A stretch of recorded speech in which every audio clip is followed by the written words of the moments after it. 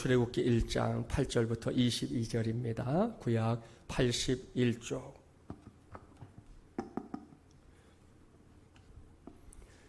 출애굽기 1장 8절부터 22절. 말씀 봉독 가운데 하나님의 음성 듣기를 바랍니다. 요셉을 알지 못하는 새 왕이 일어나 애굽을 다스리더니 그가 그 백성에게 이르되 이 백성 이스라엘 자손이 우리보다 많고 강하도다. 자, 우리가 그들에게 대하여 지혜롭게 하자. 두렵건대 그들이 더 많게 되면 전쟁이 일어날 때에 우리 대적과 합하여 우리와 싸우고 이 땅에서 나갈까 하노라 하고 감독들을 그들 위에 세우고 그들에게 무거운 짐을 지워 괴롭게 하여 그들에게 바로를 위하여 국고성 비돔과 라암셋을 건축하게 하니라.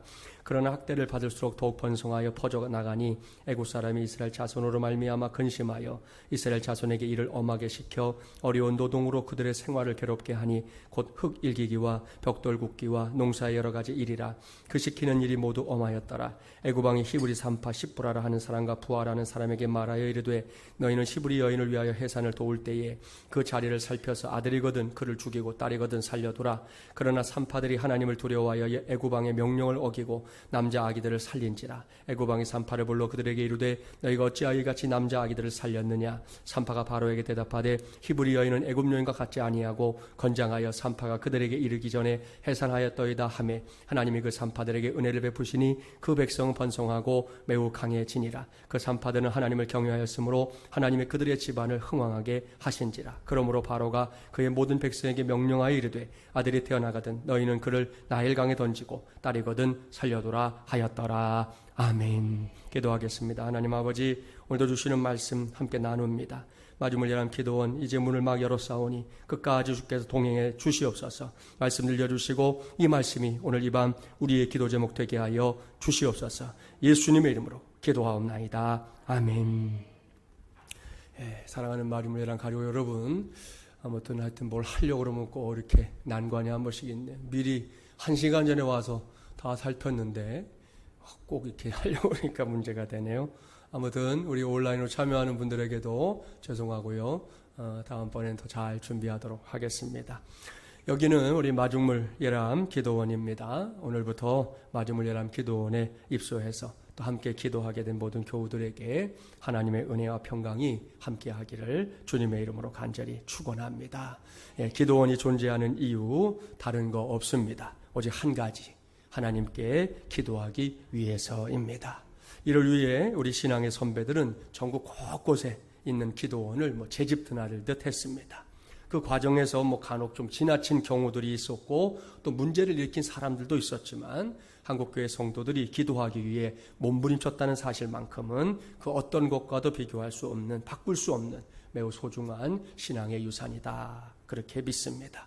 그렇습니다. 이것이 한국교회의 역사였고 또 한국교회 안에서 흐르고 있었던 아주 좋은 전통이었습니다. 그런데 어느 순간부터인가 이 좋은 전통이 교회 안에서 이렇게 유명무실해졌습니다. 그 좋은 전통을 우리 교회에서 다시금 불을 붙여보려 합니다. 더군다나 코로나19로 인해 지난 9개월 동안 가진 몸살을 다 알아온 우리나라입니다. 그 과정에서 교회들이 잘못한 적도 있었지만 그 잘못이 또 지나치게 과장되거나 또 잘못된 언론 플레이에 의해 받은 상처들도 많습니다. 이 점에 대해서는 정말 이제 할 말이 많지만 이미 말씀드린 대로 사람들에게 말하기보다는 하나님 앞에서 기도하려고 합니다. 그러니 여러분 모두가 같은 마음으로 우리 마중물 예람 기도원 안에서 기도함으로 현재의 난국을 돌파해내기를 주님의 이름으로 축복합니다. 오늘은 첫 시간입니다. 이번 주간 동안 제가 여러분과 함께 집중적으로 만나보려고 하는 인물이 있는데요. 그는 이스라엘 민족의 지도자였던 모세입니다. 모세가 살았던 시절을 한번 생각해 보십시오. 지금 우리가 놓여 있는 상황과는 비교도 할 수 없을 만큼 막막하고 답답하고 또 두렵고 무엇보다 저 앞에 미래가 보이지 않았던 그런 시대입니다. 그런 시절을 믿음으로 살아낸 모세 아닙니까? 무엇보다 그 모세를 인도하신 하나님이 살아계십니다.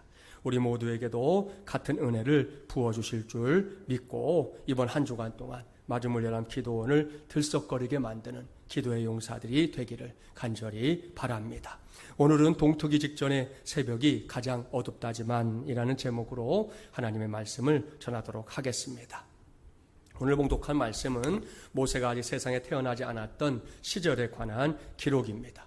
우리는 창세기를 통해 야곱의 가족들이 어떻게 애굽에 내려가서 정착하고 살게 됐는지 그 스토리를 잘 알고 있습니다.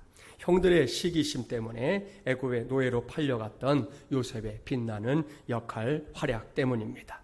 물론 처음부터 요셉의 인생이 이렇게 술술 풀렸던 것은 아니죠. 요셉이 애굽으로 내려갈 때 노예로 팔려갔다는 거 다 아시죠. 그런데 그런 요셉에게 이 때를 따라 도우시는 하나님의 은혜가 있었습니다. 참으로 놀라운 일이죠. 노예살이를 시작했던 보디발 장군의 집에서 그는 총애를 받았습니다.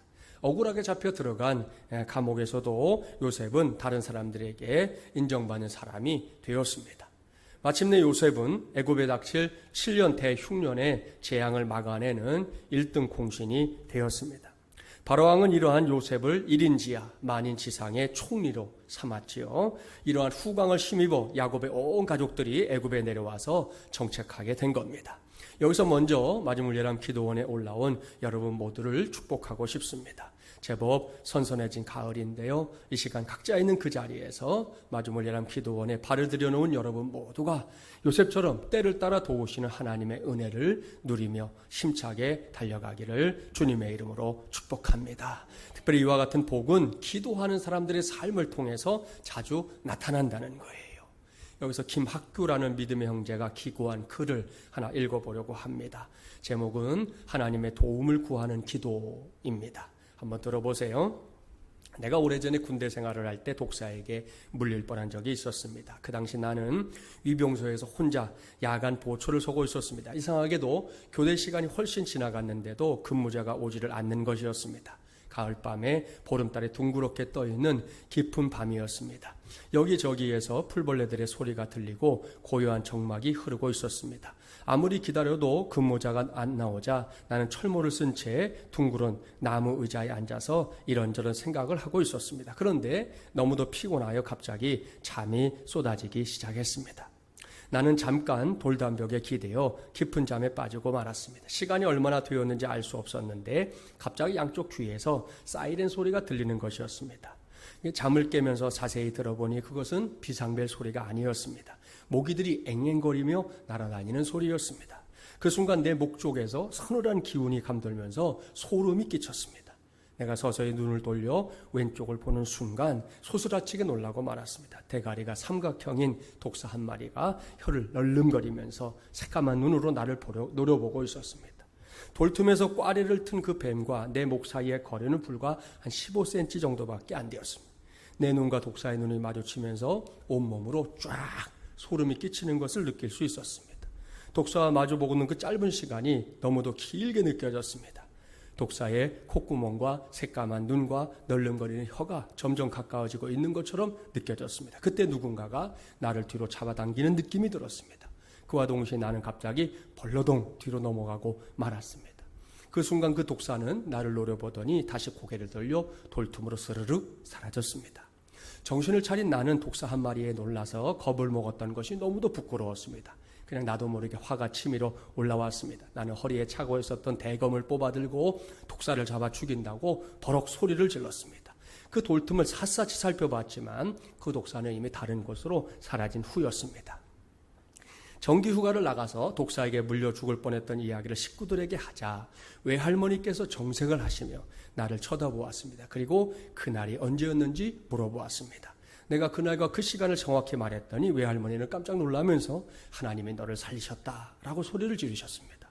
외할머니는 그날 밤 2시경에 갑자기 가슴이 뛰고 불안해져서 군대에 있는 외손자에게 무슨 일이 생길 것만 같은 느낌이 강하게 들었다는 것입니다. 그래서 외할머니는 무릎을 꿇고 하나님의 도움을 구하는 기도를 날이 밝도록 했다는 것입니다. 아무래도 너는 하나님의 종이 되어야 할 것 같구나. 하나님이 내 생명을 건져주신 거야 라고 말하면서 외할머니는 주름진 눈가에 고인 눈물을 보이셨습니다. 외할머니의 기도 덕분에 독이 바짝 오른 독사에게 목을 물릴 뻔한 위기를 면할 수 있었던 겁니다. 지금도 그 일을 생각하면 간담이 서늘해질 때가 있습니다. 가을에는 독사의 독에 충만하여 목을 물릴 경우 생명을 잃을 확률이 높다고 합니다. 아마도 그때 내가 조금만 머리를 움직여 독사에게 목을 물렸다면 군대 위병소 앞에서 그대로 사망하고 말았을지도 모릅니다. 그러나 하나님께서는 불신자들과 청소년들에게 복음을 전하는 도구로 사용하시기 위하여 내 생명을 건져주셨습니다. 그 하나님의 은혜를 생각하면 너무도 고맙고 감사할 뿐입니다. 할렐루야. 여러분, 이분이 바로 우리의 하나님이에요. 하나님은 어제나 오늘이나 또 앞으로도 변함없이 구하는 자들의 기도를 들어주십니다. 크고 작은 기적들을 일으켜서 응답해 주시는 분인 줄 믿습니다. 특별히 때를 따라 도우시는 그 은혜를 나의 것, 우리의 것으로 누리며 살아가는 저와 여러분이 되기를 주님의 이름으로 간절히 축원합니다. 할렐루야. 자, 본문으로 돌아갈까요? 그렇게 때를 따라 도우시는 은혜를 힘입어 살았던 요셉 때문에 야곱의 온 가족들이 굶어 죽지 않고 다 살아남게 되었습니다. 어찌어찌 하다가 간신히 연명하듯 살아남은 정도가 아니죠. 그들은 당당하게 애굽 땅에 정착했고요. 안정된 생활을 할 수 있었습니다. 그런데 오늘 봉독할 말씀을 보면 그렇게 좋던 시절이 하루아침에 먹구름이 드리워진 시절로 바뀌게 된 걸 알 수 있습니다. 오늘 본문 8절부터 11절까지의 말씀, 8절부터 11절까지의 말씀을 함께 봉독해 보도록 하겠습니다. 요셉을 알지 못하는 새 왕이 일어나 애굽을 다스리더니 그가 그 백성에게 이르되 이 백성 이스라엘 자손이 우리보다 많고 강하도다. 자, 우리가 그들에게 대하여 지혜롭게 하자. 두렵건대 그들이 더 많게 되면 전쟁이 일어날 때에 우리 대적과 합하여 우리와 싸우고 이 땅에서 나갈까 하노라 하고 감독들을 그들 위에 세우고 그들에게 무거운 짐을 지워 괴롭게 하여 그들에게 바로를 위하여 국고성 비돔과 라암셋을 건축하게 하니라. 아멘. 여러분 보십시오. 애굽에서 심상치 않은 일이 벌어지고 있습니다. 요셉을 알지 못하는 새 왕이 일어났다. 성경은 이렇게 밝히고 있는데요. 이것은 당시의 애굽, 그러니까 이 이집트의 역사, 실제 역사 속에서 확인되는 사건입니다. 우리나라도 이렇게 외세에 의해서 많은 어려움을 받은 나라 중에 하나 아닙니까? 그런 상황이 애굽에도 벌어진 겁니다. 당시에 힉소스족이라고 인터넷 치면 다 나와요. 힉소스족이라고 하는 이방 민족이 애굽에 쳐들어온 겁니다. 그들은 애굽의 전통적인 왕조를 무너뜨리고 자기들이 일정한 기간 동안 왕조를 세워서 애굽을 통치하게 되었는데요. 바로 그 시기를 가리키는 것입니다. 이들은 요셉이 애굽을 위해 세웠던 업적에 대해서 전혀 알지 못하는 거죠. 그런 일이 있었다는 것조차 알지 못하고 있었고, 이런 그들의 눈에 자꾸만 강성해져가는 이스라엘 백성들, 당연히 경계의 대상이 될 수밖에 없었습니다. 그래서 새로운 애굽의 왕조는 이스라엘 백성들을 하루아침에 노예로 삼아버렸습니다. 눈꼽만큼도 반역을 꿈꿀 수 없도록 국고성인 비돔과 라암셋 거대한 성을 건축하게 했습니다. 그렇게 고역의 세월이 시작된 겁니다. 역사의 어두움이 시작된 겁니다. 이러한 역사의 어두움은 여기서 그치지 않았어요. 새로운 애굽의 왕조는 자신들의 학대에도 불구하고 여전히 강성해져 가고 또 후손들이 자꾸만 늘어나는 이스라엘 백성들을 더욱 두려워하게 됐습니다. 그래서 이번에는 새로 등극한 바로 왕이 천일 공노할 칙령을 내리게 됩니다. 그게 뭔지 볼까요? 본문 15절, 16절 두 절 말씀 우리 함께 봉독해 봅니다. 애굽 왕이 히브리 산파 십부라라 하는 사람과 부하라 하는 사람에게 말하여 이르되 너희는 히브리 여인을 위하여 해산을 도울 때에 그 자리를 살펴서 아들이거든 그를 죽이고 딸이거든 살려두라. 이것이 바로의 칙령이에요. 이스라엘 백성들 가운데 여인들이 출산할 때 아들이면 무조건 그 아들을 죽여라.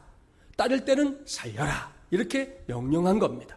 왜 이런 명령을 내렸는지 짐작이 가시죠? 이스라엘 백성들의 숫자적으로 힘으로 더는 강해지면 안 된다. 이렇게 생각했기 때문입니다. 얼마나 잔인무도한 일입니까? 이렇게 이스라엘 백성들의 삶은 자꾸만 어둠 속으로 파묻히고 있었습니다. 도무지 사람답게 살 수 있는 상황들이 되지 않는 거예요. 새로운 왕조를 만나기 전까지만 해도 이스라엘 백성들은 고센 땅을 중심으로 자기들의 삶의 터전 안에서 행복하게 살았습니다. 물론 그때에도 세상을 살다 보니 이런저런 삶의 어려움들 만났을 거예요. 그러나 그런 어려움은 지금 겪고 있는 어려움에 비하면 세 발의 피였습니다. 이제는 하루하루를 살아내는 게 고역이에요. 어떻게든 피해보려 했지만 그게 말처럼 쉽지 않습니다. 매일 일정한 양의 벽돌을 이렇게 구워서 만드는 일, 장난이 아니었습니다. 또 색대 같은 자식을 아직 사는 게 뭔지 죽는 게 뭔지도 모르는 그 천사와 같은 미소만 짓고 있는 아들을 자신의 손으로 나일강에 집어 던져버리는 거, 그건 죽을 만큼 힘든 일이었습니다. 이렇게 살아야 했으니 그들이 내쉬는 한숨, 땅을 꺼지게 만들 정도였습니다. 그들이 흘린 눈물, 온 땅을 흥건하게 적실 만큼이었습니다. 이렇게 그들은 자신들의 인생이 끝나는 줄 알았습니다. 이스라엘의 역사가 그렇게 종지부를 찍는구나 생각했습니다. 그런데 여러분, 그들이 아직 알지 못하고 있는 사실이 하나 있습니다. 그것은 바로 동투기 직전의 새벽이 가장 어둡다라는 사실이었습니다. 무슨 말씀입니까? 지금 이스라엘 백성들이 애굽 왕 바로에 의해 이렇게 참담한 고통을 당하고 어려움을 겪는 것, 그것은 결코 모든 것이 끝났다는 사인이 아니라는 말씀입니다. 특별히 그들이 하나님의 백성이라면, 그것이 틀림없다면 그러한 고통의 시간이 계속되고 아픔이 끊이지 않고 있는 것은, 그리고 눈물을 왈칵 정말 쏟을 일이 계속되고 있는 것은 하나님께서 본격적으로 일하실 시간이 매우 가까워졌다, 그런 의미였다는 말씀입니다. 사랑하는 마중물려랑 가족 여러분, 마중물려랑 기도원 우리 가족 여러분, 이스라엘 백성들만이 아니라 우리도 이것을 알아야 합니다. 우리도 이것을 믿어야 합니다. 따라서 우리는 동투기 직전의 새벽이 가장 어둡다, 이런 사실에서 끝나면 안 됩니다. 오늘의 설교 제목을 함께 읽어볼까요? 동투기 직전의 새벽이 가장 어둡다지만 점점점점까지입니다. 할렐루야. 이것이 오늘 마중물려람 기도원 안에서 우리 모두가 붙잡아야 할 확고부동한 신앙입니다. 그렇습니다. 우리는 동투기 직전에 볼 수 있는 가장 어두운 새벽, 그 자체를 보는 사람들이 아닙니다. 제가 장담하는데요, 그것만 보면 누구나 절망합니다. 누구나 자포자기합니다. 누구나 이젠 끝났어, 이렇게 생각하게 됩니다. 그래서 그것만 보면 안 된다는 거예요. 우리 모두는 그 속에서 그 다음에 일을 행하실 하나님을 바라보는 사람들 되어야 할 줄 믿습니다. 그렇기 때문에 비록 저 바깥 세상은 동투기 직전에 가장 어두운 새벽 앞에 무릎을 꿇을지 몰라도, 요즘 온통 세상이 다 그렇게 돌아가고 있다는 거 아시죠? 저들은 그렇게 할지라도 우리는, 하나님의 자녀된 우리는, 마중물려람 기도원까지 올라온 우리는 결코 그런 어둠 앞에서 무릎을 꿇지 않습니다. 아니, 무릎을 꿇을 수 없습니다. 왜입니까? 우리는 그 칠흑 같은 어둠 속에서 우리 모두를 다시금 창공을 향해 비상하게 하시는 하나님을 만나야 하기 때문입니다. 꼭 만나야 하기 때문입니다. 이것이 오늘 우리 모두가 마중물려람 기도원에 올라온 가장 궁극적인 이유입니다. 사랑하는 여러분, 때때로 우리는 하나님께서 우리를 이렇게 벼랑 끝으로 몰아가시는 것 같은 느낌을 받거나 그런 상황에 놓일 때가 있습니다. 그럴 때 기분이 안 좋죠. 마음도 상합니다. 지금도 이게 소리가 계속 끊어